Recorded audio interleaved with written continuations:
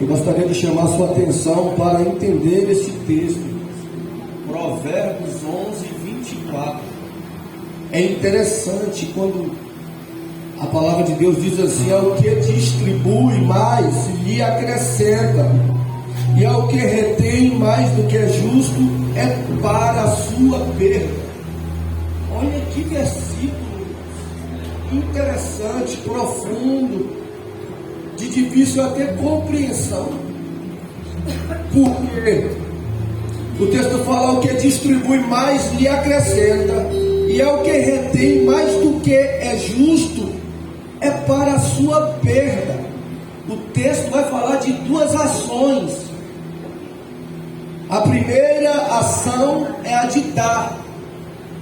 Dar aqui é contribuir, é doar, é entregar, é oferecer, é distribuir. Reter aqui é segurar, é deter, é guardar, é manter, é conter. Então esse texto vai nos ensinar que isso é contrária à lógica humana, que diz que é se acumulando que alguém fica rico. Esse mundo ensina: você tem que acumular, você tem que reter, você tem que guardar, você tem que manter para que você enriqueça. Olha o que a palavra de Deus diz, que é o contrário. Que a generosidade, ela atrai mais provisões divinas. É sendo generoso que o texto está falando, é que Deus acrescenta, é que Deus aumenta, é que Deus prospera, é que Deus abençoa a vida das pessoas, e não retendo. Essa palavra também, além de ter um lado positivo, do doar, do acrescentar, se Deus acrescentar, ela tem um lado negativo. Ela mostra uma advertência para o povo de Deus sobre o risco da avareza.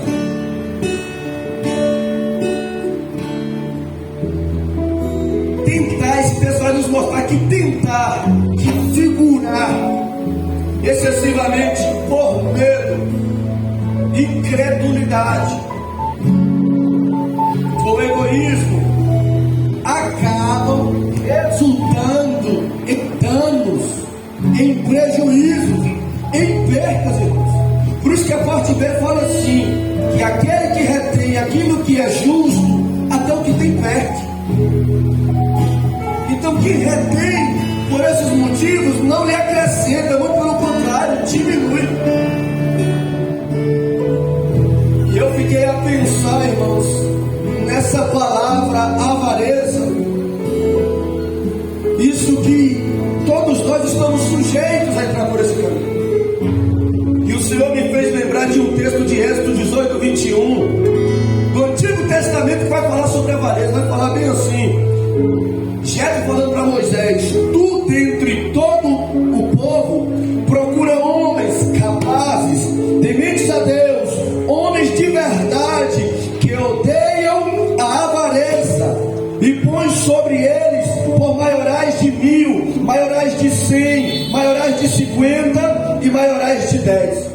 Irmãos, isso aqui, a Bíblia vai falar que no Velho Testamento existia um critério para levantar homens, para constituir homens como liderança, como chefes na obra de Deus. E qual era um dos critérios? Que esses não sejam avarentos, que esses odeiam a avareza. Por quê? Porque, irmãos, como se pode colocar alguém avarento em um cargo, em uma posição na obra de Deus? O texto no Velho Testamento está apontando que não deve, que não pode. E no Novo Testamento fala alguma coisa, pastor? 1 Timóteo capítulo 3, versículo 3 diz que os obreiros não devem ser dados ao vinho, não espancador, não cobiçoso de torpe ganância, mas moderado, não contencioso e nem avarento. Olha, o Novo Testamento fala que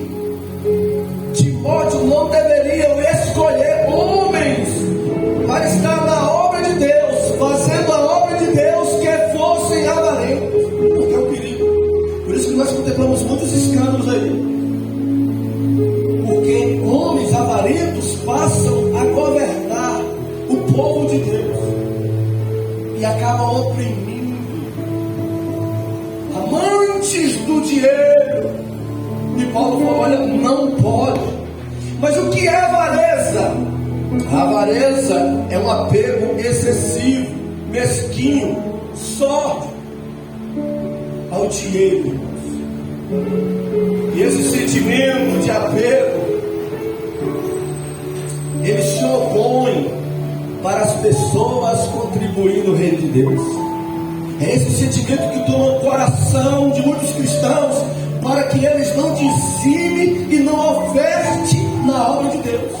É esse sentimento que nós todos estamos sujeitos a sermos controlados. E esse sentimento, ele é contrário ao seu crescimento ministerial, o seu crescimento espiritual. Esse sentimento da avareza, então não permita esse sentimento entrar no seu coração. Honre a Deus com as suas finanças.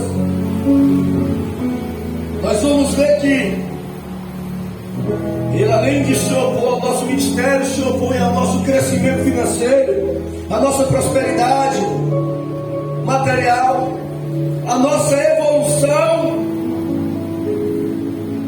financeira. E nós precisamos aprender isso. Então creia no que diz a palavra de Deus. É a palavra quem diz, é a palavra quem fala que nós precisamos acreditar e contribuir. Não ser escravo do dinheiro, mas ser servo de Deus e não escravo do dinheiro.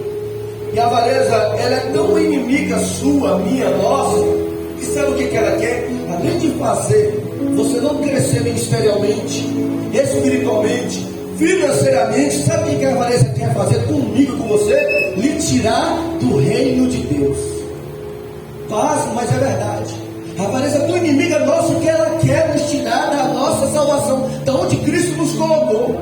E por que o Senhor chegou a esse pensamento de conclusão, pastor? Porque Paulo falou em 1 Coríntios capítulo 6, no versículo 10, ele diz assim: ó, não erreis, nem os fornicadores, nem os idólatras, nem os adúlteros, nem os efeminados, nem os sodomitas, nem os ladrões, nem os avarentos. Olha o texto: nem os avarentos, nem os bêbados, nem os maldizentes, nem os roubadores entrarão no reino de Deus. A Bíblia coloca os avarentos no mesmo lugar aonde vai ficar todos que recusaram serem transformados pela palavra de Deus. A Bíblia coloca na mesma condição dos homossexuais, dos adúlteros, dos ladrões. E às vezes nós até colocamos pessoas que praticam esses pecados e olhamos condenando, e às vezes a avareza dominando o nosso coração, nos colocando de igual para com os outros. Então, irmãos, escute a voz de Deus. Não deixe com que a avareza faça você retrair, não progredir, não prosperar tanto fisicamente ou materialmente, quanto espiritualmente, ministerialmente, e não tire você de onde Jesus te colocou, que é no reino de Deus. Eu queria convidar você.